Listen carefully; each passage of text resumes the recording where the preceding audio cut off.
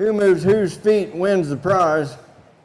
If that horse was facing away from me and I wanted to catch him, I would do something to get his attention. So I would go to his hip,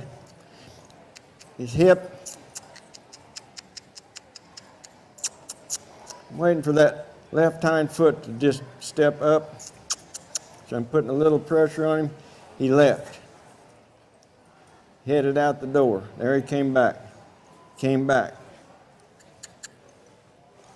Okay?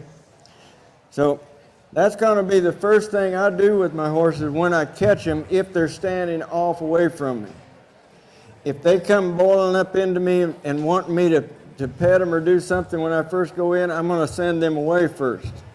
But when they're like this, I'm going to draw their attention to me.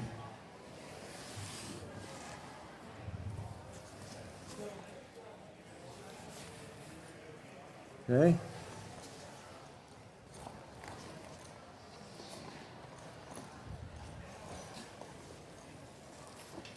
Allie, could you hand me that saddle pad? You notice I did not tie that horse to the panels. They're not fastened down. If you want to get in a real wreck, tie a horse up to a panel that's not tied to a tree or something.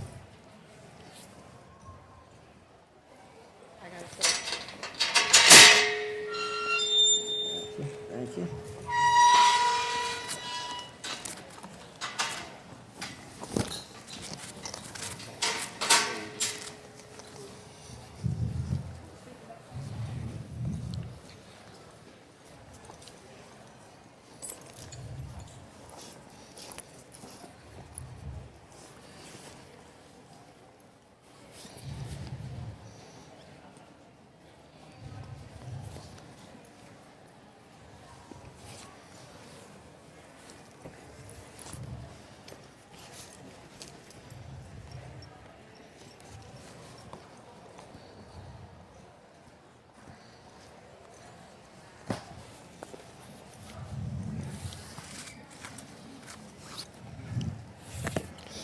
And what I did before I put that cinch through is I adjusted the length of that cinch out on the other side so that it would come pretty close to the center of this horse's stomach before he's not used to a rear cinch.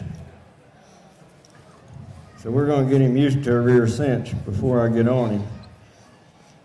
You wonder how a guy that started colts for 4 or 5 decades now can still do this, is that you don't get on them right away. you read and watch and see what's going to go on before you get committed up there. And I just saw a saddle bronc show up here for a second, so I don't want to be on him yet.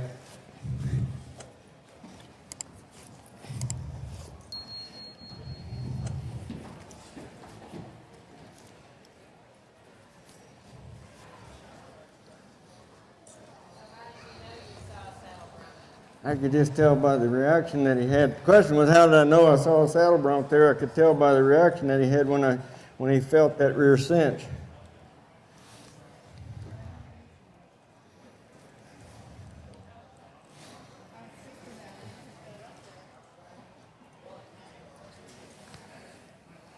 So I'm gonna leave the halter and lead rope on him, because I'd really not hope that he wouldn't jump out of the pen here on somebody. So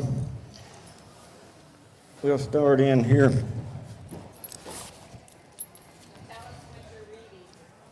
Right now, I'm just trying to get in position that when he moves, he doesn't jump right on me.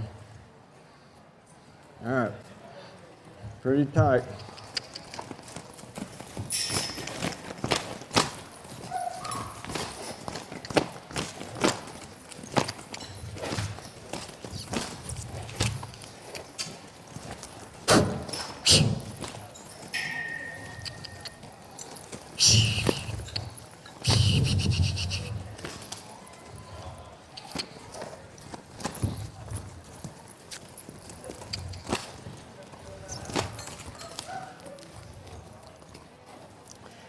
Notice that I knew that before we got out here and it happened. So I was safely on the ground.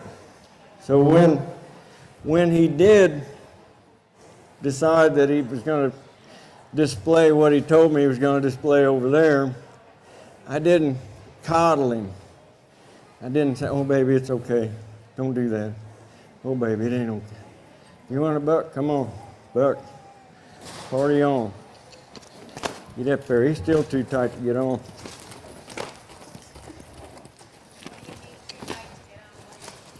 Well, look at it, where his head is. Look at his neck. Look at his tail. I know he's got Arabian in him, but he's still got too much kink in that tail. There's too much tightness in there. He's just running off. He's not listening to me. So I'm going to have a conversation with him here with this groundwork. I'm going to move his back feet away. What I'm looking for when I say move his back feet, when I'm on the right side of the horse, I want that right hind to softly reach up in front of the left hind. And I'm just holding him. Let's liken it to RPMs. And the horse at 750 RPMs idling was pretty happy. But when we brought him up to 1500 RPMs and he felt that back cinch and he got up tight, if I'd have tried to get him to idle right there, it would have been futile. So I'm holding him to a consistent energy level. In other words, I'm staying steady with that energy level, and I'm waiting for him to get comfortable under that energy level. See, he was trying to block me off with his head here, and he didn't want me to get on the right side of his body. So I used this as a tool to say, no, get over there. See, that keeps him from running over me when I come through here. I'll set that up, get his feet moving here. 1500 RPMs in that flag. I'm wanting him to exhibit the response in moving your hind feet away from me. The reason that I'm doing it with his feet moving, it's pretty easy to prepare a horse to a standstill. It's a completely different mindset when you get a horse comfortable with his feet moving. And in my opinion, unless you've got a horse comfortable with his feet moving, he's not ready to get on. Because I don't know about you all, but I want their feet to move when I ride off. And if they ride off and they take 2 steps and they get tight, I don't like it. I know that I didn't prepare the situation as I needed. So I'm going to come on this side, continue this conversation. Now I want the hip to move around this way. He understands that. So now I'm going to bring his front end between me and his hip. Right here. I just changed eyes. I went from left eye to right eye. I want him to move his front feet away, up and around. He's tight. There was the first answer to what I was asking that he took. Waiting for him right there. Now he's got that. So I'm going to switch back here to the hind end. Move those back feet. Now I'll bring that front end through. Move that front end off over here. Come on, boy, step up. There we go. Move your front end away. Your front end away. Now I'm going to take this lead rope and toss it over his head and get him to change eyes right here in front of me. He didn't understand that, so he left. There's an eye change, come back through. I feel like I can get more accomplished down to their feet by a horse that's turning circles in front of me rather than a horse that is just going around and around me. So he's too tight about accepting that rope go over his head.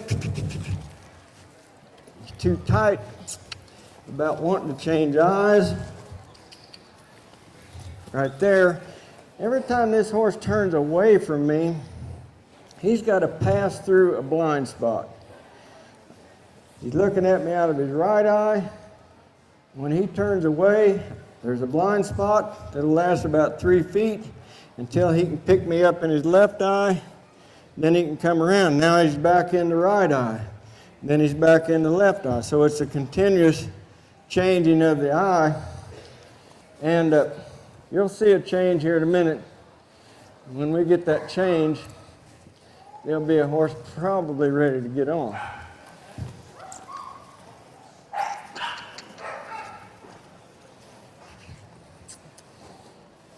Notice when he hits a spot that he doesn't understand, you see his head come up and he gets tight right there. Tried running off. Change back this way. It's tight, he doesn't understand, he's just trying to get away. He got away.